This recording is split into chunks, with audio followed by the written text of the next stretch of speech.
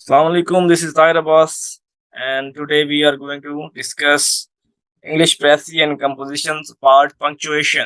Comma, which is very important. जितने भी आपके पंक्चुएशन मार्क हैं उसमें सबसे ज्यादा इंपॉर्टेंट द कॉमा है, ठीक है ना। कॉमा भी इसको उर्दू में शायद वक्फा कहते हैं, I am not sure. Urdu में इसको वक्फा कहते हैं। The comma is very frequently used and very frequently used wrongly. इसका बेतहाशा इस्तेमाल होता है और अगली बात, इसका बेतहाशा गलत इस्तेमाल होता है। तो जब किसी चीज को आप बेतहाशा इस्तेमाल और गलत इस्तेमाल करते हैं तो जरूरत है कि उसको सही पढ़ने का तरीका समझा जाए। In fact, the rules for using commas are really rather simple, though complicated by the fact that the comma has four distinct uses. Comma के चार इस्तेमाल हैं। इन चार इस्तेमाल के नाम पे हम उनको डिफरेंट नेम देते हैं, ठीक है ना। इन चारों इस्तेमाल पे हम उनको उनके इस्तेमाल के मुताबिक, उनके फंक्शंस के मुताबिक, यूजेस के मुताबिक हम उनको नाम दे देते हैं, ठीक है ना। इसको अब सबसे पहले listing comma, secondly joining comma, thirdly gapping comma, and lastly bracketing comma. Each use has its own rules, but note that a comma is never preceded by a white space and always followed by the white space. मतलब ये हम जब हम लिख रहे होते हैं laptop पे तो कॉमा के बाद हम उसको स्पेस नहीं देते, ठीक है ना। ये उसके बारे में बात कर रहा है। हमारी जो हैंड रिटन के बारे में इसका कोई रूल नहीं है। अच्छा, द लिस्टिंग कॉमा, सबसे पहले आज हम पढ़ेंगे द लिस्टिंग कॉमा। लिस्टिंग नाम से जाहिर हो रहा है, लिस्ट से निकला है। जब आपके पास तीन चार चीजों की कोई लिस्ट है, मिसाल के तौर पे आपके पास फ्रूट्स की लिस्ट है, इसमें आपने मम्मा आपको कहती है कि आपने बेटा ये आपके पास फ्रूट्स की लिस्ट है और आपने बाजार से फ्रूट खरीद के आने हैं। आप मिसाल के तौर पे एप्पल, बनाना या कोई और कोई मैंगो, ठीक है ना। तो आपको मामा ने एक लिस्ट बना के दी है, तो आपको किस तरह बना के देगी। अब फ्रूट्स के नाम लिखेंगे तो बीच में क्या डालेंगी, कॉमा, क्योंकि एक लिस्ट दी है ना। जब उन्होंने एक लिस्ट दी है और चीजों की लिस्ट दी है एक ही चीज की, एक ही टाइप की, तो आपने दरमियान में क्या लगाना है, कॉमे का इस्तेमाल करना, जिसको हम क्या कहते हैं, listing comma. It occurs in two slightly different circumstances. The listing comma is used as a kind of substitute for the word and or something, sometimes for or.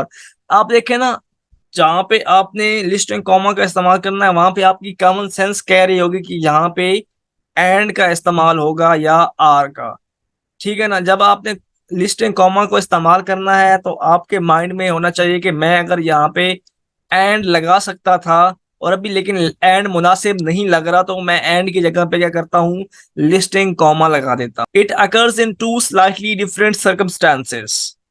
First, it is used in a list when three or more words, phrases, or even complete sentences are joined by the words and or. We might call this construction an XYZ list. For example, यहाँ पे इस example लिखेंगे तो आपको समझ आ जाएगी। Lisa speaks French, Juliet speaks Italian, and I speak Spanish. अब for example यहाँ पे लिस्टिंग कॉमा ना लगता तो हम क्या पढ़ते, Lisa speaks French and Juliet speaks Italian and I speak Spanish. यहाँ पे एंड का ज्यादा इस्तेमाल मोनोटोनस लेके आ रहा है, ये ठीक है ना, यकसानियत लेके आ रहा है। चीजों बार बार एंड पढ़ना और पढ़ना, उससे मतलब आपकी राइटिंग में वो मोनोटोनस आ जाती है। तो इसको खत्म करने के लिए वहां आप एंड की जगह पे कॉमे का इस्तेमाल कर देते हैं। Lisa speaks French, Juliet speaks Italian and I speak Spanish. अब आपने यहाँ पे एक बात नहीं पूछी कि सर हमने पीछे पहले पढ़ा कि फुल स्टॉप जब हम इस्तेमाल करते हैं तो दो कंप्लीट सेंटेंसेस के दरमियान में हमने कहा था कि हम कॉमा नहीं लगाते। अगर कॉमा लगाते हैं तो कॉमा के साथ हम क्या करते हैं, कनेक्टिंग वर्ड का इस्तेमाल करते हैं। लेकिन वहां पे मैंने ये बात नहीं की थी कि जब आप लिस्टिंग कर रहे होंगे, ठीक है ना, चाहे वो आप सेंटेंसेस में लिस्टिंग कर रहे हैं या आप फ्रेजेस में लिस्टिंग कर रहे हैं या एक ही सेंटेंस में लिस्टिंग कर रहे हैं, तो वहां पे आप कॉमे का इस्तेमाल करेंगे, ठीक है ना। वहां पे आप उसके साथ कनेक्टिंग वर्ड इस्तेमाल नहीं करेंगे। सेकेंड एग्जांपल देखते हैं कि Hungarian is spoken in Hungary, comma, in western Romania, in northern Serbia and in parts of Austria and Slovakia. अब यहाँ पे हमने उसकी जो लैंग्वेज कहाँ कहाँ पे बोली जाती है उसकी एक लिस्ट बनाई है। हंगरी में बोली जाती है, वेस्टर्न रोमानिया में बोली जाती है, इन नॉर्दर्न सर्बिया में बोली जाती है या in parts of Austria and Slovakia. Punjabi की बात करेंगे, Punjabi spoken in Lahore, Narowal, Gujranwala comma comma लगा के, एंड आल्सो झंग। तो इस तरह आप उसको लिख सकते हैं जब आप लिस्टिंग कर रहे होंगे। You can fly to Bombay via via. अब वो बता रहा है कि आप बॉम्बे जा सकते हैं, तो इसका मतलब क्या है कि वो एक लिस्टिंग बता रहा है कि आप इन इन शहरों के जरिए आप क्या जा सकते हैं, बॉम्बे जा सकते हैं। वो लिस्टिंग किसी चीज की भी हो सकती है, वो फ्रूट्स की हो सकती है, जैसे मैंने एग्जांपल दी कि एप्पल्स, मैंगोज एंड बनाना। ठीक है ना। I have to buy mangoes comma, mangoes comma आगे आ गया बनाना कॉमा एप्पल्स। तो इसको हम क्या कहते हैं, इसको हम जो कॉमा है इसको हम लिस्टिंग कॉमा कहते हैं। जब आपने किसी चीज की लिस्ट बनानी हो और उसमें पॉज देना हो, थोड़ा थोड़ा वक्फा देना हो, तो वहां पे हम क्या इस्तेमाल करते हैं, कॉमा का इस्तेमाल करते हैं इंग्लिश राइटिंग में। Remember you must not join two complete sentences with a comma, but they three or more complete sentences may be joined with listing comma plus and और। तो आपने क्या करना है, दो कंप्लीट सेंटेंसेस को कॉमे के साथ नहीं मिलाना, जो कि मैंने पहले आपको रूल बता दिया है और समझा भी दिया है। Note also that it is not usual in British uses to put a listing comma before the word and or itself, though American usage regularly puts one there. अब इसमें ये बात कर रहा है कि जब हम इस्तेमाल करते हैं, यहाँ पे देखें पिछली एग्जांपल में देखें, तो अब देखें कि the three musketeers were Athos, Porthos, comma and Aramis. अब वो जो एंड, अब एंड तो एक खुद एक पॉज है, एक वो कनेक्टिंग वर्ड है। यहाँ पे एंड का इस्तेमाल हो गया तो उसके साथ कॉमा इस्तेमाल करना तुक नहीं बनता, ठीक है ना, क्योंकि एंड एक खुद ही वक्फा है। लेकिन अमेरिकन जो लैंग्वेज है, जो अमेरिकन यूजेज है, उसमें ये क्या करते हैं, एंड के साथ भी कॉमा लगा देते हैं ताकि एक उसकी कंफ्यूजन दूर हो जाए। ठीक है ना, कि ये लास्ट वाली चीज जो है वो एक सेपरेट थिंग है। तो ये ब्रिटिश में इस्तेमाल नहीं होता। अगर ब्रिटिश ब्रिटिश लिखते तो किस तरह लिखते कि the three musketeers were Athos, Porthos, comma नहीं लगाते, एंड लिखते और अरेमिस लिखते। ठीक है ना, वो सिंपली कॉमे का इस्तेमाल नहीं करते। यहाँ पे जो कॉमा का इस्तेमाल हुआ इसको हम क्या कहते हैं, लिस्टिंग कॉमा। ठीक है ना, ये किस चीज के लिए होता है, ये आपकी अंडरस्टैंडिंग को क्लियर करने के लिए, जो उसके मीनिंग्स हैं उसको क्लियर करने के लिए इस्तेमाल होते हैं। ठीक है ना। This is reasonable since the listing comma is a substitute for the word and not an addition to it. अब हमने पहले पढ़ा है कि जो लिस्टिंग कॉमा होता है ये एक सब्स्टिट्यूशन होता है। ठीक है ना, जिस तरह एक क्रिकेट टीम में 11 खिलाड़ी खेल रहे होते हैं, तो एक बंदा जो वो बाहर बैठा होता है 12वां, तो फील्डिंग के लिए कभी कभार वो सब्स्टिट्यूट अंदर आ जाता है, तो जो अंदर वाला प्लेयर है वो बाहर चला जाता है। तो हमने पहले क्या कहा कि जो कॉमा है वो अंदर खेल रहा है, और जो बाहर बंदा बैठा है वो क्या है, एंड है। ठीक है ना, या एंड अंदर खेल रहा है और कॉमा बाहर बैठा है। जब हमने कॉमा को अंदर लेके आए तो एंड को बाहर भेज दिया, यानी कि एंड का इस्तेमाल नहीं होगा। लेकिन यहाँ पे हम क्या कर रहे हैं, कॉमे के साथ एंड का इस्तेमाल कर रहे हैं, तो इसको क्या कहते हैं, लिस्टिंग कॉमा कहते हैं। और ये कहाँ पे इस्तेमाल होता है, ये अमेरिकन लैंग्वेज में जब आप अमेरिका में जाकर लिख रहे होंगे तो वहां पे आप कॉमे को इस्तेमाल करते हैं, क्योंकि ये आपके मीनिंग्स को क्या कर देता है, क्लियर कर देता है। Using a listing comma in a list wherever you could conceivably use the word and. आप जब समझते हैं कि यहाँ पे एंड का इस्तेमाल हो सकता था, लेकिन आप बार बार एंड का इस्तेमाल करेंगे तो आपकी राइटिंग में थोड़ी मोनोटोनस आ जाएगी, यकसानियत आ जाएगी। आप कहते हैं कि मेरे जो पढ़ने वाला है उसमें वो उसकी तबीयत को नागवार बात गुजरेगी कि मैं बार बार एंड पढ़ रहा हूँ, तो उसकी जगह आप वहां पे लिस्टिंग कॉमा का इस्तेमाल करेंगे। Do not use a listing comma anywhere else. इसके अलावा आप लिस्टिंग कॉमा का इस्तेमाल नहीं कर सकते। Putting a listing comma before and और आर। ठीक है ना, आप एंड या आर के उससे पहले जब कॉमा का इस्तेमाल करते हैं तो उसको हम क्या कहते हैं, लिस्टिंग कॉमा कहते हैं। ये कहाँ पे इस्तेमाल होता है, ये बेसिकली अमेरिकन लैंग्वेज में, अमेरिकन यूजेस में इस्तेमाल होता है। ये इस्तेमाल क्यों होता है, because this is necessary to make your meaning clear. आपके मीनिंग्स को क्लियर करने के लिए ये इस्तेमाल होता है। Secondly the joining comma. हमने पहले लिस्टिंग कॉमा पढ़ा, उसके बाद हम ज्वाइनिंग कॉमा पढ़ेंगे। ज्वाइनिंग कॉमा क्या होता है, ज्वाइनिंग कॉमा नाम से जाहिर हो रहा है कि ये ज्वाइन करता है। ठीक है ना, the joining comma is only slightly different from the listing comma. It is used to join two complete sentences into a single sentence and it must be followed by suitable connecting word, जो कि मैं पहले आपको बार बार बात बता रहा था कि जब आप कंप्लीट सेंटेंसेस को मिलाने की कोशिश करेंगे तो आप साथ में कॉमा लगाएंगे, और कॉमा किससे फॉलोड करेगा? Comma must be followed by a suitable connecting word and or. The connecting words which can be used in this way are and or, but, while and yet. आप इनका इस्तेमाल कर सकते हैं किस किस का? कनेक्टिंग वर्ड कौन से हैं, इसको नोट करें। कनेक्टिंग वर्ड्स आर, एंड, और जिसको ओ आर वाला, या जिसका मतलब उर्दू में होता है बट, लेकिन, वाइल एंड येट, इनका इस्तेमाल आप एज अ कनेक्टिंग वर्ड कर सकते हैं ज्वाइनिंग कॉमा के साथ। Here are some examples. Norway has applied to join the EC, comma, and Sweden is expected to do the same. अब यहाँ पे हमने दो कंप्लीट सेंटेंस को मिलाया तो हमने ज्वाइनिंग कॉमा का इस्तेमाल किया। You must hand in your essay by Friday, comma, or you will receive a mark of 0. अब यहाँ पे दो सेंटेंसेस है, दो कंप्लीट सेंटेंस, उनको हमने मिला दिया और के साथ, और साथ में कौन सा कॉमा लगा दिया? Joining comma. Third example, Britain has long been isolated in Europe, comma, but now she is beginning to find allies, comma, joining comma का इस्तेमाल किया और साथ में हमने connecting word का इस्तेमाल कर दिया। Billions of dollars have been hurled into the Star Wars projects, comma, yet we appear to have nothing to show for this colossal expenditure. अब हमने कॉमा, ज्वाइनिंग कॉमा का इस्तेमाल किया, दो कंप्लीट सेंटेंसेस थे उनको मिला दिया ज्वाइनिंग कॉमा के साथ कनेक्टिंग वर्ड लगा के। Joining two complete sentences with a comma in this way is one of the commonest mistake of all punctuation errors, but one of the easiest to avoid if you pay a little attention to what you are writing. ये यहाँ पे common mistake भी होती है, ठीक है ना, ये हमें समझ नहीं लगती, हम ज्वाइनिंग कॉमा का इस्तेमाल कर देते हैं लेकिन साथ में क्या करते हैं? कनेक्टिंग वर्ड नहीं लिखते। जब कनेक्टिंग वर्ड नहीं लिखते तो हमारा सेंटेंस क्या हो जाता है? गलत हो जाता है, उसकी पंक्चुएशन गलत हो जाती है। इस तरह एग्जांपल देखते हैं, Bangladesh is one of the world's poorest countries, comma, it's annual income is only $80 per person. यहाँ पे वो सेम मिस्टेक कि हमने ज्वाइनिंग कॉमा तो लगा दिया लेकिन it is not followed by connecting word.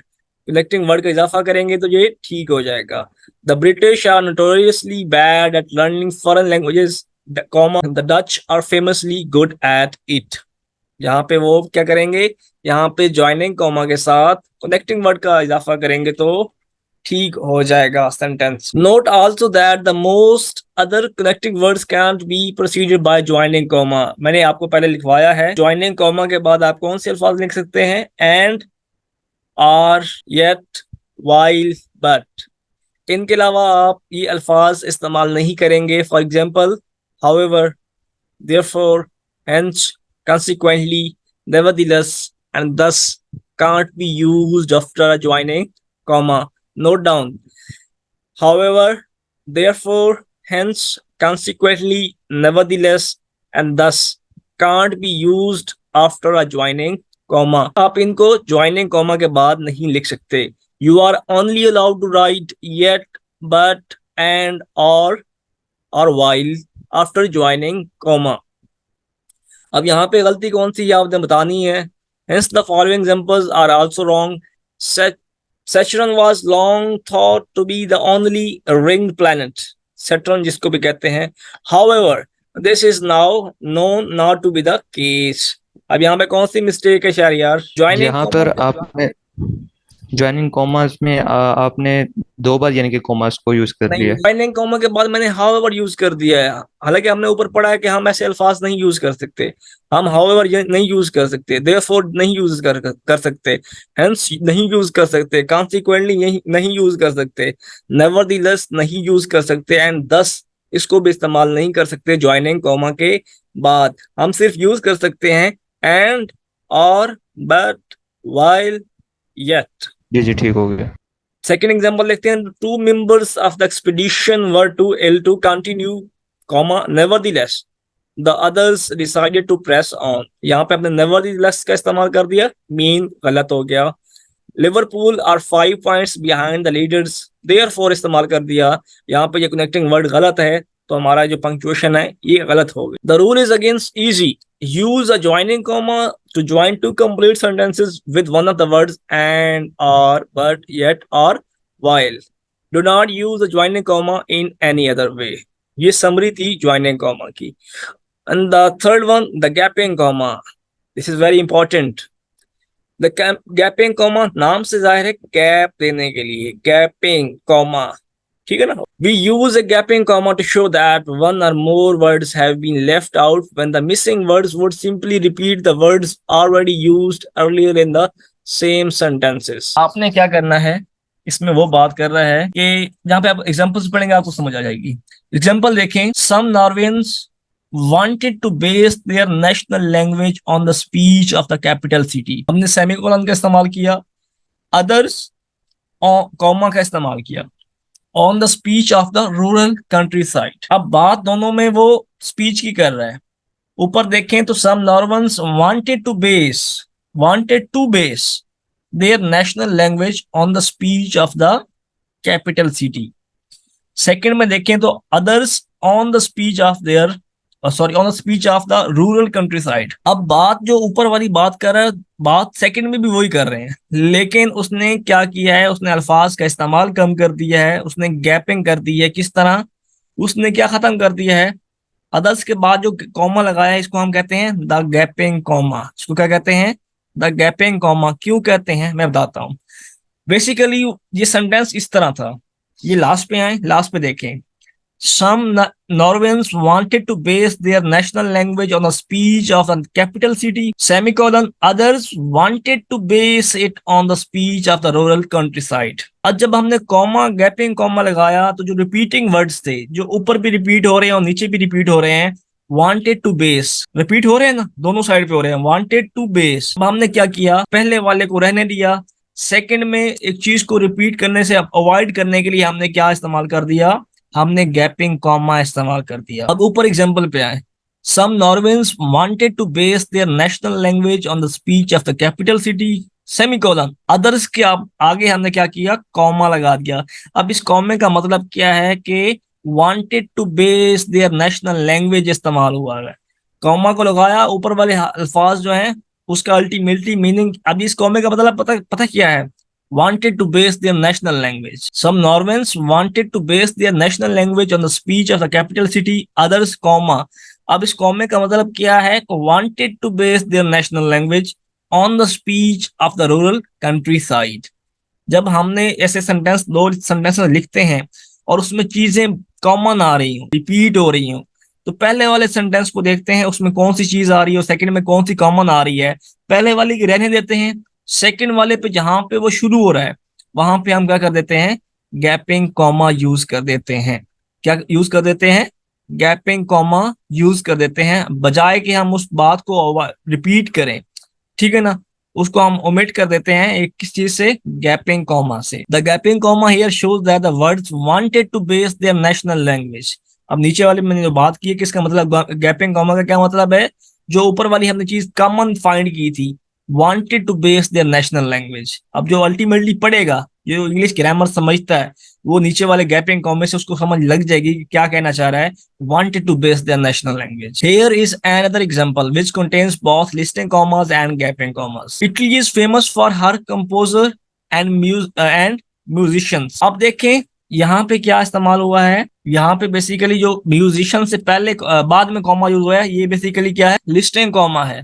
अब जो मैंने फ्रांस पढ़ा है, फ्रांस के आगे मैंने क्या रेड कलर का कॉमा लगाया है, इसका मतलब क्या है, ये क्या है, ये बेसिकली गैपिंग कॉमा है। इसने किस चीज को खत्म किया है, ये बेसिकली फेमस, फेमस को खत्म कर रहा है, इस फेमस को खत्म कर रहा है। ये सेंटेंस किस तरह होना था, मैं आपको पढ़ के दिखाता हूँ। अगर ये सेंटेंस गैपिंग कॉमे के बगैर होता, हम इसको इस तरह पढ़ते, Italy is famous for her composer and musicians, comma, ये क्या है, लिस्टिंग कॉमा है, वो इस लिस्ट पेश कर रहा है। France is famous for her chefs and philosophers, and Poland is famous for her mathematicians and logicians, ठीक है ना। तो हमने क्या किया, बार बार रिपीट हो रहा चीज, जो एक बार बार रिपीट होनी है उसको हमने किसके साथ खत्म कर दिया, गैपिंग कॉमा के साथ खत्म कर दिया।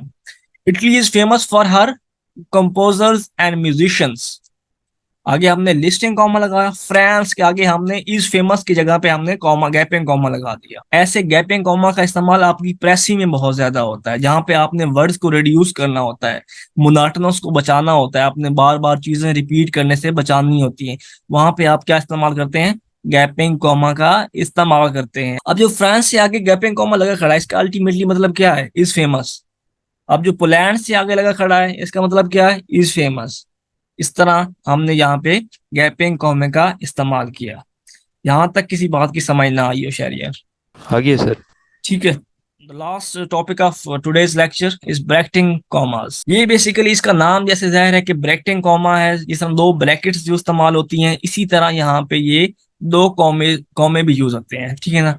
Bracketing commas also called isolating commas do a very different job from the other three types. इसके थोड़े काम वक्रे अंदाज के हैं ब्रैकेटिंग कॉमास के, बाकी मिलाते हैं ये क्या करता करता है, ये सेपरेट करता है, ठीक है ना, ये आइसोलेट करता है। These are the most frequently used type of comma and they cause more problems than the other types of put together. इसमें ये ज्यादा इस्तेमाल होता है और इसके प्रॉब्लम्स भी हैं क्रिएट, ये प्रॉब्लम्स क्रिएट करता है। एग्जांपल देखते हैं, आपको तब समझ आएगी। इस first example, look carefully at these examples of bracketing commas. These findings, comma, we would suggest, comma, cast doubt upon his hypothesis। अगर हम देखें कि we would suggest, इसके बगैर अगर हम सेंटेंस देखें उसकी समझ आती है या नहीं आती, देखते हैं। These findings cast doubt upon his hypothesis, बिल्कुल समझ आ गई है, कंप्लीट सेंटेंस खड़ा है। मीन क्या कि ये एडिशनल चीजों को पुट करने के लिए इस्तेमाल होता है। अब ये जो कॉमे दो इस्तेमाल हुए हैं वी वुड सजेस्ट पे, अब वी वुड सजेस्ट बात लिखें तो भी ठीक है, बात ना लिखें तो सेंटेंस पे कोई फर्क नहीं पड़ता। ये एडिशनल इंफॉर्मेशन है, एडिशनल इंफॉर्मेशन को ऐड करने के लिए, हाँ उस अगर एडिशनल इंफॉर्मेशन को निकाल भी दें तो हमारा सेंटेंस बाकी जो है वो ठीक खड़ा रहता है। जब हमने सेंटेंस में एडिशनल इंफॉर्मेशन लिखनी हो तो हम क्या इस्तेमाल करते हैं, हम ब्रैकेटिंग कॉमास इस्तेमाल करते हैं। सेकेंड एग्जाम्पल देखें, Irfan of course did his digging before modern archaeology was invented. अब अगर यहाँ पे हम ऑफ कोर्स ना भी लिखें तो हमारा सेंटेंस क्या है, कंप्लीट हो जाता है। Irfan did his digging before modern archaeology was invented, लेकिन उसने ऑफ कोर्स का इजाफा किया है, ठीक है ना। तो ऑफ कोर्स को अगर इजाफा में लिखा है तो हमने इसको किस तरह लिखना है, इसके इर्द गिर्द दो कॉमे लगाने हैं, जिनको हम क्या कहते हैं, ब्रैकेटिंग कॉमा। थर्ड एग्जांपल लेके, Darwin's origin of species comma published in 1859 comma revolutionised biological thinking. आप ये जो कॉमास इस्तेमाल हुए हैं ये ब्रैकेटिंग कॉमास के लिए इस्तेमाल हुए हैं। अगर हम इसको इस तरह पढ़ते हैं, Darwin's origin of species revolutionised biological thinking, कोई इम्पैक्ट नहीं पड़ता हमारे सेंटेंस पे, हमने पब्लिश इन 1859 लिखा है नहीं लिखा, ये एक एडिशनल इंफॉर्मेशन है, ठीक है ना। The Pakistanis like the Australians before them have exposed the shortcomings of the England batting order. अब इस तरह इसको पढ़ते हैं, the Pakistanis have exposed the shortcomings of the England batting order, बगैर like the Australians before them, हमने उसके बगैर पढ़ा है, उसका मीनिंग समझ आ गई है, तो हम like the Australians before them को एक्सक्लूड भी कर दें तो हमारा सेंटेंस कंप्लीट स्टैंड करता है। तो एडिशनल इंफॉर्मेशन किसी भी सेंटेंस में कोड करने के लिए आप डबल कॉमास या जिनको ब्रैकेटिंग कॉमास का इस्तेमाल करते हैं। Pair of bracketing comma is used to mark off a weak interruption of the sentence. ये वीक इंटरप्शन होती है, कोई स्ट्रॉन्ग इंटरप्शन नहीं है।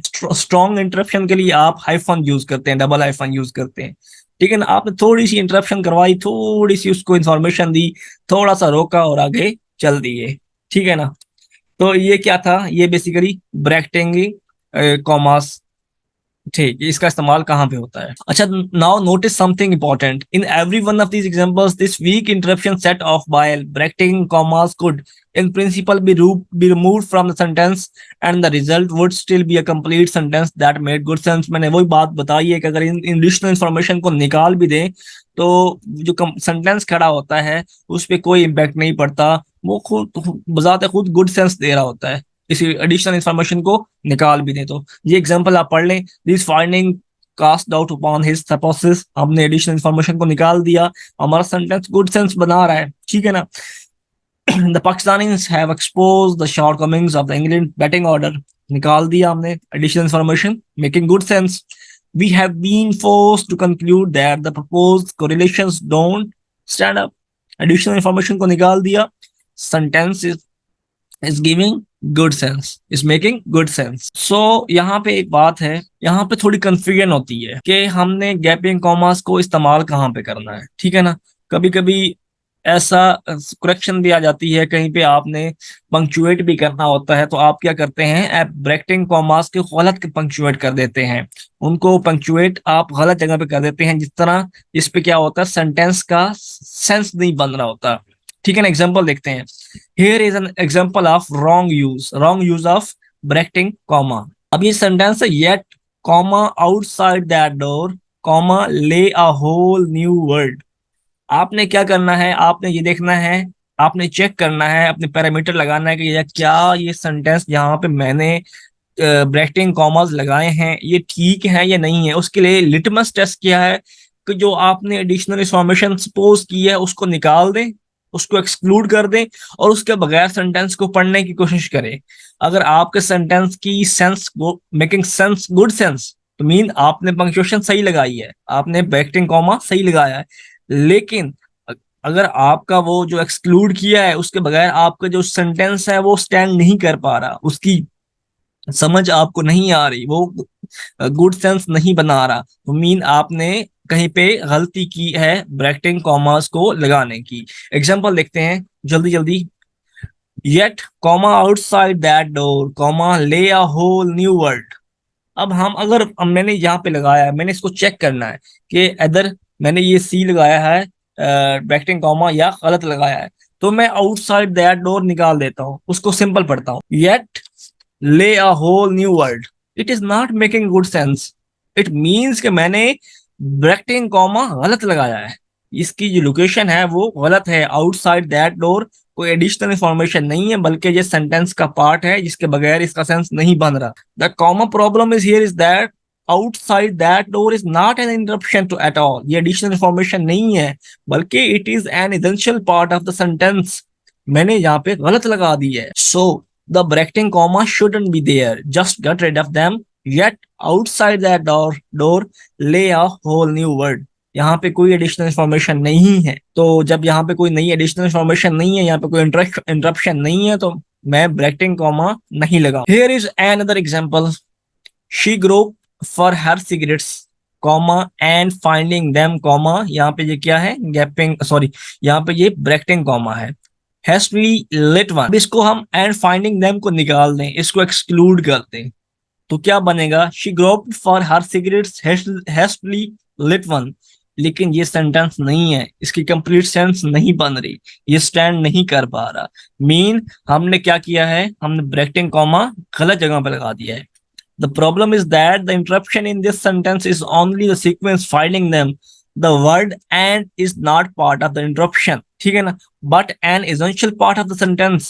And find, जो यहाँ पे and है ना, and ये क्या है, इंटरप्शन का पार्ट नहीं है, ये इंटरप्शन का पार्ट नहीं है, तो हमने क्या कर दिया उसको, हमने उसको ब्रैकेटिंग कॉमा के अंदर डाल दिया, मीन हमारा सेंस खराब हो गया, ठीक है ना। अब हम एंड को बाहर लिखते हैं और फाइंडिंग देम को सिर्फ इंटरप्ट करते हैं, तो किस तरह पढ़ेंगे, she groped for her cigarettes and को हमने अंदर बाहर लेके आए, bracketing comma finding them bracketing comma hastily lit one. अब हम क्या करते हैं, फाइंडिंग देम को रिमूव कर देते हैं और पढ़ते हैं, इसको सिंपल पढ़ते हैं, she groped for her cigarettes and hastily lit one. बिल्कुल सेंस बन रहा है, फाइंडिंग देम ना भी लगाएं तो उसके बगैर भी क्या बन रहा है, उसका सेंस बन रहा है कि यानी कि हमारी जो इंटरप्शन थी अब ठीक है। अब ये आगे लास्टली रिस्ट्रिक्टिव क्लॉज है और नॉन रिस्ट्रिक्टिव क्लॉज है, ये हम इंशाल्लाह कल पढ़ेंगे। ये थोड़ी ब्रैकेटिंग कॉमा के ही रेलेवेंट है कि हमने ब्रैकेटिंग कॉमा कहाँ पे लगाना जरूरी है या नहीं है, इस चीज को फाइंड करने के लिए हमने क्लॉजेस को दो में टाइप्स में डिवाइड कर दिया है। इसको एक को कहते हैं रिस्ट्रिक्टिव क्लॉज और एक को कहते हैं नॉन रिस्ट्रिक्टिव क्लॉज। 2 मिनट से पढ़ लेते हैं इसको। अच्छा, a restrictive clause is required to identify what is being talked about and it never receives bracketing commas. जहां पे और रिस्ट्रिक्टिव क्लॉज होगी वो रिसीव नहीं करती ब्रैकेटिंग कॉमास, लेकिन जहां पे नॉन रिस्ट्रिक्टिव क्लॉज होती है, is not required for identification but only adds further information. जो नॉन रिस्ट्रिक्टिव से नाम से जाहिर है कि वो रिस्ट्रिक्ट नहीं कर रही, ठीक है ना, ज्यादा वो इंटरप्ट नहीं कर रही, लिटिल बिट इंटरप्ट कर रही है, तो वहां पे क्या इस्तेमाल होगा, वहां पे ब्रैकेटिंग कॉमा इस्तेमाल होगा। एग्जांपल देखते हैं ब्रैकेटिंग कॉमा की। यहाँ पे ये नॉन रिस्ट्रिक्टिव क्लॉज है।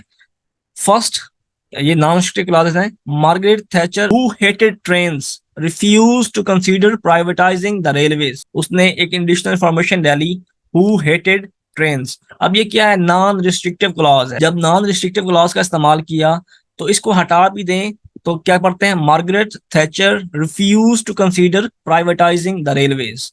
ठीक है ना। अब इसके बगैर भी सेंटेंस स्टैंड करता है। मीन क्या है, ये नॉन रिस्ट्रिक्टिव क्लॉज है। ठीक है ना, इससे ज्यादा इंपैक्ट नहीं पड़ा, इससे ज्यादा इंटरप्शन नहीं हुई। सेकंड देखें, the rings of Saturn which can be easily seen with a small telescope are composed of billions of tiny particles of rock। अगर इसको नॉन रिस्ट्रिक्टिव क्लास को निकाल दें तो क्या बनता है, the rings of Saturn are composed of billions of tiny particles of rock. Mean good sense बना रहा है, सेंटेंस स्टैंड कर रहा है। जो रिस्ट्रिक्टिव क्लॉज होती हैं उसमें क्या होता है, वो जो पार्ट होता है उसके बगैर आपका सेंटेंस कंप्लीट ही नहीं होता, उसके बगैर आपका सेंटेंस कंप्लीट ही नहीं होता, सेंस ही नहीं बना होता। एक एग्जांपल देखते हैं, टाइम शॉर्ट है। The Russian scholar Yuri Knorozov has provided an interruption of the Mayan inscriptions which is now generally accepted। अब अगर हम नाम हटा दें यूरी कोनोरोसोव तो क्या बनेगा, रशियन स्कॉलर कौन सा है, हजारों स्कॉलर्स हैं। ठीक है ना, तो यहाँ पे ये क्या है, रिस्ट्रिक्टिव क्लॉज है। ये क्या है, रिस्ट्रिक्टिव क्लॉज है। यहाँ पे क्या गैप, यहाँ पे ब्रैकेटिंग कॉमा का इस्तेमाल नहीं होगा। Because of problems with the test all the people who were told they were HIV negative are being recalled. अब ये जो दरमियान में है ये इंपॉर्टेंट पार्ट है। Because of the problem with the test, अब कौन सा टेस्ट पता ही कोई नहीं है। all the people who were told they were HIV negative are being recalled। We are running short of time। Inshallah, see you by tomorrow।